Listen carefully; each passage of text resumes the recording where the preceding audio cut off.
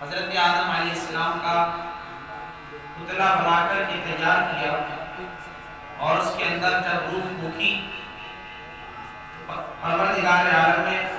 فرشتوں کو حکم دیا اسجدوا لآدم، اے فرشتوں آدم کو سجدہ کرو۔ تمام فرشتوں نے حضرت آدم علیہ السلام کو سجدہ کیا الا ابلیس، لیکن ابلیس نے، شیطان نے رب کے اس حکم کو نہیں مانا، رب کے اس حکم پر عمل نہیں کیا۔ پروردگار عالم نے ارشاد فرمایا ابا واستکبر وکان من الکافرین، کہ تو نے ہمارے حکم کو ٹھکرایا، غرور کیا، گھمنڈ کیا، جا ہم نے تجھے اپنی بارگاہ سے مردود کرا کر کے، دھتکار کر کے بھگا دیا، اپنی بارگاہ سے دور کر دیا۔ تو جب شیطان رب کی بارگاہ سے بھگایا گیا، رب نے دھتکار کر اس کو اپنے دربار سے دور کیا، تو اس نے رب کی بارگاہ میں عرض کی۔ شیطان نے کہا فَبِعِزَّتِكَ لَأُغْوِيَنَّهُمْ أَجْمَعِينَ، اس سے پہلے آیت کریمہ اور ہے، اس شیطان نے کہا اے پروردگار تو مجھے قیامت تک کی مہلت دے دے، قیامت تک کی مجھے زندگی عطا کر، قیامت تک میں جیوں، تاکہ قیامت تک میں تیرے بندوں کو گمراہ کرتا رہوں، تیرے بندوں کو بھٹکاتا رہوں، تیرے بندوں کو راہ راست سے غلط راستے پر لاؤں، تیرے بندوں کو بھٹکا کر گمراہ کر کے ان کو جہنم کا کندر بنا دوں اور جہنم کو تیرے بندوں سے بھر دوں۔ پروردگار عالم نے ارشاد فرمایا جا میں نے تجھے قیامت تک کی مہلت دی، فَإِنَّكَ مِنَ الْمُنظَرِينَ، جب تجھے قیامت تک کی مہلت ہے تو جس کو بہکانا چاہتا ہے بہکا، جس کو گمراہ کرنا چاہتا ہے جا گمراہ کر۔ تو جب شیطان رب کی بارگاہ سے اجازت لے کر واپس پلٹا تو شیطان نے ایک جملہ کہا، فرمایا فَبِعِزَّتِكَ لَأُغْوِيَنَّهُمْ أَجْمَعِينَ، اے پروردگار تیرے عزت و جلال کی قسم میں سب کو گمراہ کر دوں گا، سب کو بہکا دوں گا، سب کو بھٹکا دوں گا، الا عبادک منہم المخلصین، مگر تیرے جو مخلص بندے ہیں، مگر وہ تیرے جو اخلاص اللہیت والے بندے ہیں، میں ان کو گمراہ نہیں کر سکتا، میں ان کو نہیں بھٹکا سکتا، میرے اندر اتنی طاقت نہیں ہے کہ تیرے مخلص بندوں کو بہکا سکوں، تیرے مخلص بندوں کو بھٹکا سکوں، تیرے مخلص بندوں کو گمراہ کر سکوں۔ یعنی شیطان نے کہا میں سب کو بہکا سکتا ہوں، سب کو بھٹکا سکتا ہوں، سب کو غلط راستے کی طرف بلا سکتا ہوں، لیکن اللہ کے جو مخلص بندے ہیں، جو اللہ کے اخلاص والے بندے ہیں، میں ان کو بہکانے کی طاقت نہیں رکھتا ہوں، ان کو نہیں بہکا سکتا ہوں، ان کو گمراہ نہیں کر سکتا ہوں۔ آئیے اب اسی آیت کریمہ کی تفسیر میں ہم دیکھتے ہیں تو اس سے پتہ یہ چلتا ہے کہ پروردگار عالم نے اپنے بندوں کو ہمیں یہ حکم دیا ہے کہ کوئی بھی نیک عمل کیا جائے تو اللہ کی رضا کے لیے کیا جائے، اخلاص کے ساتھ کیا جائے، خلوص نیت کے ساتھ کیا جائے، اچھی نیت اور اچھے ارادے کے ساتھ کیا جائے، دکھاوے کے لیے نہ ہو، نام و نمود کے لیے نہ ہو، شہرت کے لیے نہ ہو، اس لیے کہ جو عمل دکھاوے کے لیے ہوگا، ریا اور سماع کے لیے ہوگا، نام و نمود اور شہرت کے لیے ہوگا، وہ عمل رب کی بارگاہ میں قبول نہیں کیا جائے گا، بلکہ صرف وہی عمل رب کی بارگاہ میں قبول کیا جائے گا جو اخلاص کے ساتھ کیا جائے گا، جو اللہ کی رضا کو حاصل کرنے کے لیے کیا جائے گا، جو اللہ کی خوشنودی کو حاصل کرنے کے لیے کیا جائے گا۔ اور جب بندہ مخلص بن جائے گا تو پھر شیطان اس مخلص بندے کو گمراہ نہیں کر سکتا ہے، اس مخلص بندے کو بھٹکا نہیں سکتا ہے، اس کو راہ راست سے نہیں ہٹا سکتا ہے۔ بنی اسرائیل کا بڑا مشہور واقعہ ہے، بنی اسرائیل میں ایک عابد عبادت گزار بندہ تھا، ایک عابد الزاہد بندہ تھا جو اپنی زندگی کو اللہ کی عبادت میں گزارا کرتا تھا، جس کے شب و روز اللہ کی عبادت میں گزرتے تھے، جس کے رات و دن اللہ کی عبادت میں گزرتے تھے۔ اسی کے قریب ایک بستی تھی جہاں پر لوگ ایک پیڑ کی پوجا کرتے تھے، جہاں پر لوگوں نے ایک درخت کی پوجا شروع کر دی تھی۔ وہاں کے جو ایمان والے لوگ تھے، وہاں کے جو مومن و مسلمان تھے، انہوں نے ہر چند ان لوگوں کو سمجھانے کی کوشش کری کہ تم اس پیڑ کی پوجا مت کرو، اس درخت کو مت پوجو، بلکہ جس ذات نے اس درخت کو پیدا کیا ہے اس پیدا کرنے والے معبود کی عبادت کرو، اس خالق و مالک کو پوجو جس نے اس درخت کو وجود بخشا ہے، جس نے اس درخت کو پیدا کیا ہے۔ لیکن ان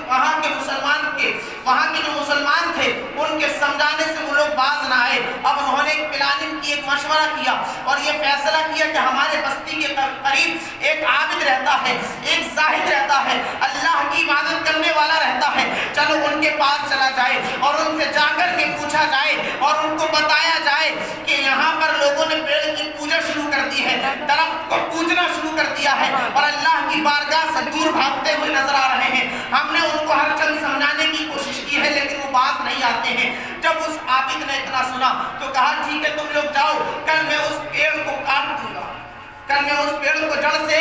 الگ کر دوں گا، نہ پیڑ رہے گا، نہ اس کی عبادت کی جائے گی، نہ اس کی پوجا کی جائے گی۔ لوگ بستی کے واپس آ گئے۔ اب جب صبح ہوتی ہے تو وہ عابد عبادت گزار بندہ، عابد و زاہد بندہ ایک کلہاڑا لے کر کے پیڑ کو کاٹنے کے لیے چلا ہے۔ پیڑ کو کاٹنے کے لیے جیسے ہی وہ چلتا ہے راستے میں شیطان سے ملاقات ہو جاتی ہے۔ شیطان بہکانے کے لیے آ جاتا ہے، گمراہ کرنے کے لیے آ جاتا ہے اور پوچھتا ہے اے اللہ کے بندے کہاں جا رہے ہو؟ کہا ایک بستی میں، فلاں بستی کے قریب وہاں پر لوگوں نے پیڑ کو پوجنا شروع کر دیا ہے، درخت کی عبادت شروع کر دی ہے، میں اس کو کاٹنے جا رہا ہوں تاکہ لوگ شرک سے بچ جائیں اور اللہ کی عبادت کو کرنے لگے، اللہ کی بارگاہ میں جھکنے لگے، وہ گناہ سے بچ جائیں، پروردگار اعلیٰ مجھے اس کا ثواب عطا کرے گا۔ وہ شیطان بہکانے کی کوشش کر رہا ہے، شیطان بہکا رہا ہے اور کہتا ہے کہ تمہیں پیڑ کاٹنے کا حکم رب نے نہیں دیا ہے بلکہ رب نے تو تمہیں اپنی عبادت کا حکم دیا ہے، اپنی ریاضت کا حکم دیا ہے،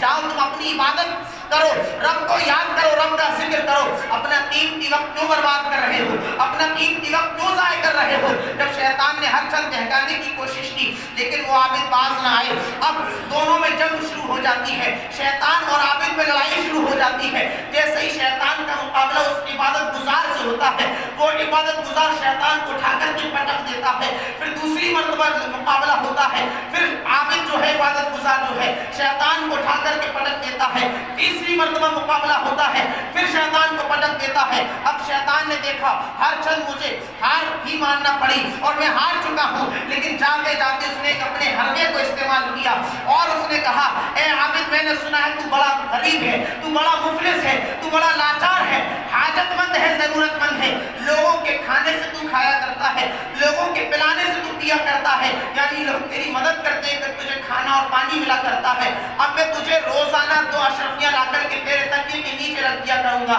لیکن میری شرط یہ ہے کہ اس درخت کو نہ کاٹ، اس پیڑ کو نہ کاٹ۔ عابد کی یہ بات سمجھ میں آ گئی کہ بات بہت اچھی ہے، میں مفلس ہوں، ضرورت مند ہوں، حاجت مند ہوں، میرے لیے کیا ہے پیسے کا انتظام ہو جائے گا، میرے خرچے پانی کا انتظام ہو جائے گا اور میرا کیا جا رہا ہے، میں تو رب کی عبادت ہی کرتا ہی رہوں گا۔ المختصر یہ کہ اس کے دل میں لالچ آیا اور اس نے شیطان کے اس ہیلے کو، اس بہانے کو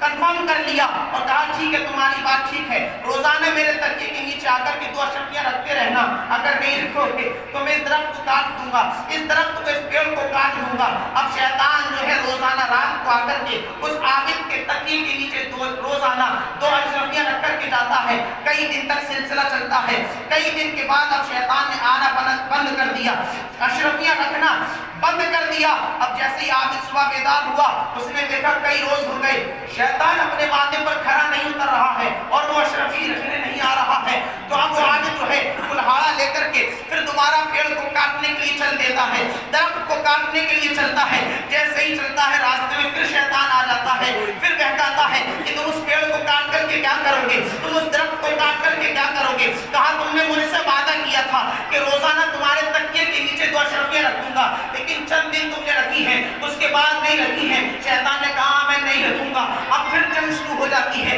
لڑائی شروع ہو جاتی ہے، مقابلہ ہوتا ہے۔ اب جیسے ہی وہ عابد، وہ عبادت گزار شیطان سے مقابلہ کرتا ہے، شیطان اس عبادت گزار کو پٹک دیتا ہے، شیطان اس عبادت گزار کو زیر کر دیتا ہے۔ دوسری مرتبہ کو مقابلہ ہوتا ہے، پھر عبادت گزار ہار جاتا ہے، تیسری مرتبہ مقابلہ ہوتا ہے، پھر عبادت گزار ہار جاتا ہے۔ جب دیکھا میں بار بار پٹ رہا ہوں، بار بار ہار رہا ہوں، تو اس عابد نے، اس عبادت گزار نے اس شیطان سے پوچھا تھا آخر کیا وجہ ہے کہ کل کچھ دن پہلے جب میرا تو اور تیرا مقابلہ ہوا تھا تو میں جیت رہا تھا، تو ہار رہا تھا، میں تجھے پٹک رہا تھا، لیکن آج کیا وجہ ہے کہ میں تجھ سے جیت نہیں پا رہا ہوں، تجھ سے میں ہار رہا ہوں اور تو مجھے پٹک رہا ہے؟ تو اس وقت شیطان نے کہا تھا چند دن پہلے جب تم درخت کو کاٹنے جا رہے تھے تو صرف اللہ کی رضا کے لیے جا رہے تھے، رب کو راضی کرنے کے لیے جا رہے تھے، رب کو خوش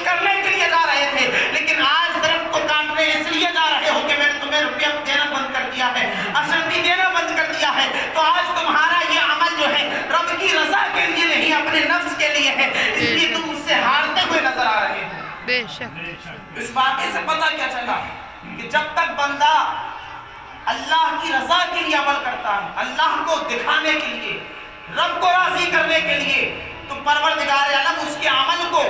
اپنی بارگاہ میں مقبول فرماتا ہے اور اس کو زمانے میں باعزت رکھتا ہے۔ وہ جو دکھاوے کے لیے کام کرتا ہے، نام و نمود کے لیے کرتا ہے، پروردگار نہ اس کا عمل قبول کرتا ہے اور نہ ہی اس کو باعزت رکھتا ہے، بلکہ زمانے کے سامنے اس کو رسوا ہونا پڑتا ہے۔ تو یہ کہنے کا مقصد یہ ہے، شیطان نے کہا تھا اے پروردگار میں تیرے ان بندوں کو نہیں بہکا سکتا، ان بندوں کو گمراہ نہیں کر سکتا جو مخلص ہیں، اخلاص کے ساتھ دین کا کام کرنے والے، اخلاص کے ساتھ نیک عمل کرنے والے ہیں۔ آؤ اور آگے چلیں، تاریخ کا مطالعہ کریں۔ مولائے کائنات حیدر کرار مولا علی مشکل کشا رضی اللہ تعالیٰ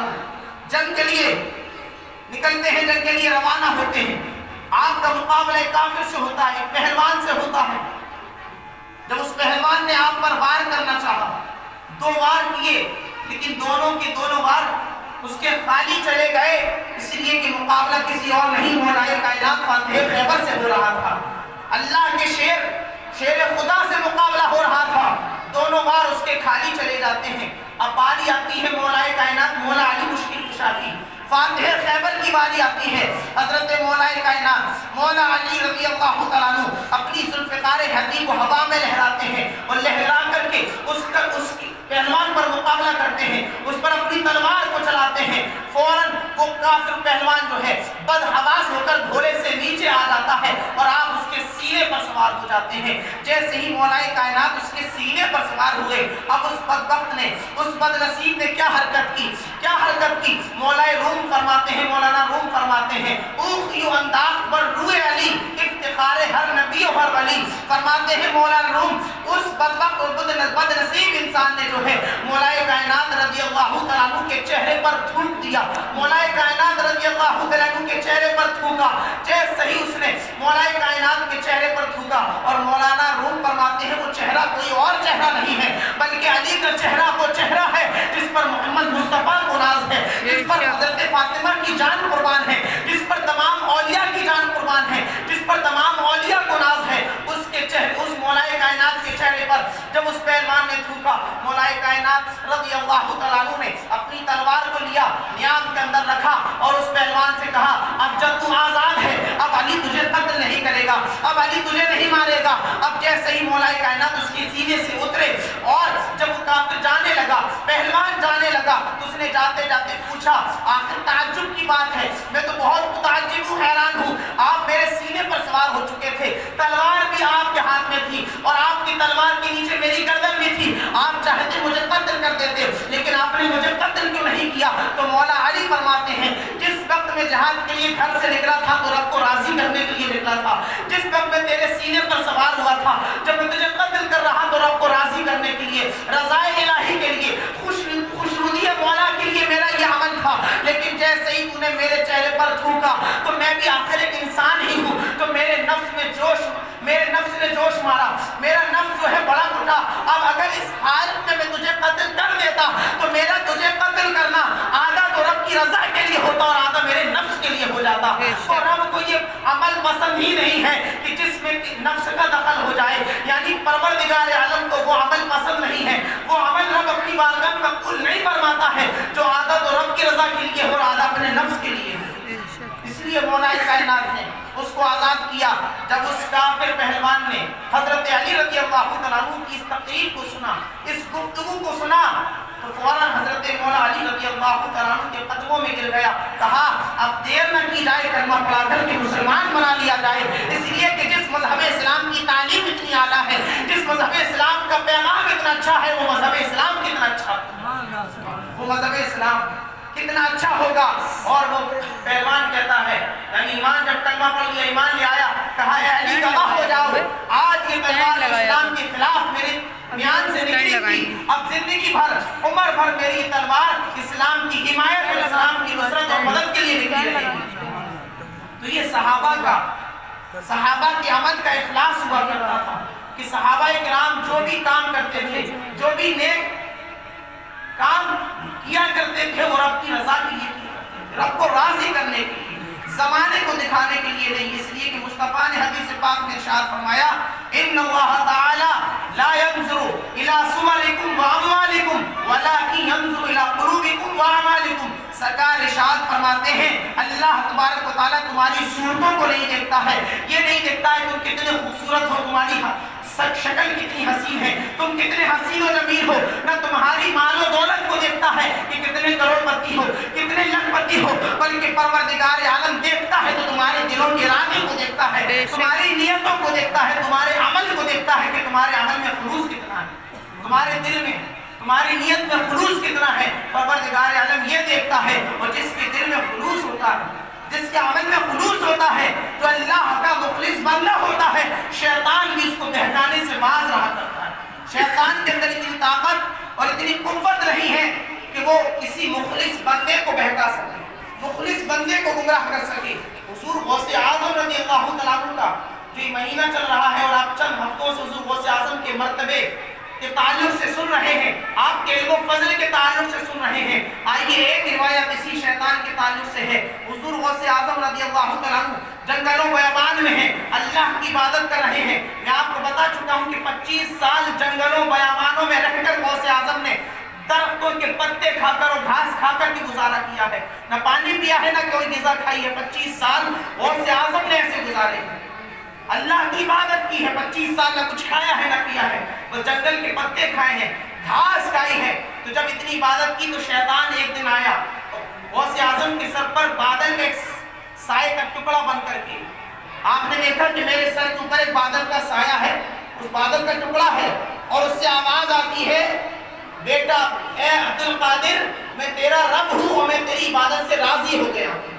تو نے میری اتنی عبادت کی ہے کہ میں تیری عبادت سے راضی ہو گیا ہوں، میں تیرا رب ہوں، اے عبد القادر جا آج سے تیرے لیے ساری حرام چیزیں میں نے حلال کر دی ہیں۔ جب یہ آواز آئی تو غوث اعظم رضی اللہ تعالیٰ عنہ کے علم کو آپ دیکھیے،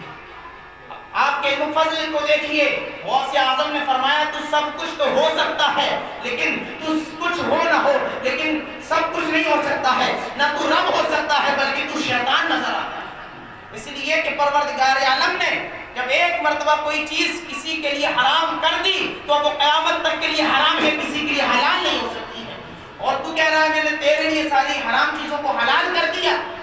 غوث اعظم نے فرمایا تو شیطان ہو سکتا ہے، اس کے علاوہ کچھ اور نہیں ہو سکتا ہے۔ غوث اعظم فرماتے ہیں جب میں نے اتنا کہا وہ فوراً بادل کا ٹکڑا میرے سر کے اوپر سے غائب ہوتا ہوا نظر آیا، اور جب وہ جانے لگا، دیکھیے شیطان کیسے کیسے گمراہ کرتا ہے، جب جانے لگا تو جاتے جاتے بھی گمراہ کرتے جا رہا تھا۔ کہا غوث اعظم سے اے عبد القادر آج تمہیں تمہارے علم نے بچا لیا، اے عبد القادر آج تمہیں تمہارے علم نے بچا لیا۔ اگر آج ہم سے کوئی بات کہے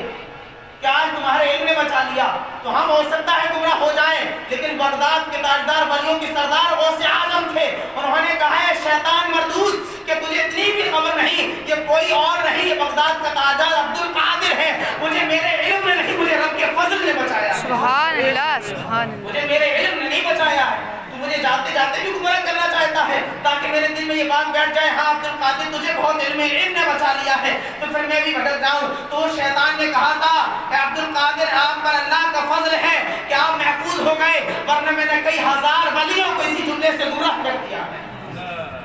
آج بڑے بڑے پیر لوگ دعویٰ کرتے ہیں پیر کا، اپنے آپ کی ولایت، اپنے آپ کے ولی ہونے کا، اور جو حرام چیزیں ہیں رب نے مصطفیٰ کی شریعت نے حرام کر دی ہیں ان کو اپنی مریدوں کے سامنے جائز طریقے سے پیش کرتے ہیں۔ شریعت میں انگوٹھی صرف چاندی کی ایک پہننا جائز ہے، وہ بھی 4.5 ماشا کی ہونا چاہیے، لیکن آج آپ پیر کو دیکھیے 2-2, 3-3, 4-4 انگوٹھے پہنے ہوئے ہیں، تو جیسے پیر صاحب ویسی مرید صاحب، ان کی بھی ہاتھوں میں اتنی انگوٹھی ہیں، جیسا استاد ویسا شاگرد، جیسا باپ ویسا بیٹا، اور جیسا پیر ویسا ہی مرید۔ تو بہرحال ہمیں کوئی بھی عمل کرنا ہے تو اللہ کی رضا کے لیے کرنا ہے۔ اگر کسی مسلمان بھائی کی مدد کرنا ہے، ہمدردی کرنا ہے تو یہ ہمارا عمل رب کی رضا کے لیے ہونا چاہیے۔ کسی کو 1 روپیہ بھی دے رہے ہیں، پانی کا 1 گلاس پلا رہے ہیں تو وہ بھی رب کو راضی کرنے کے لیے ہونا چاہیے، یہ نہیں کہ یہ خوش ہو جائے۔ آدمی کو خوش نہیں ہونا ہے، اگر آدمی کو خوش کریں گے تو رب تمہارا یہ عمل اپنی بارگاہ میں قبول نہیں کرے گا۔ آج ہم اپنوں کے ساتھ کیسے برتاؤ کرتے ہیں اور غیروں کے ساتھ کیسے برتاؤ کرتے ہیں، یہ کوئی پوچھنے کی بات نہیں ہے۔ رب نے فرمایا انما المؤمنون اخوہ، مسلمان آپس میں بھائی بھائی ہیں۔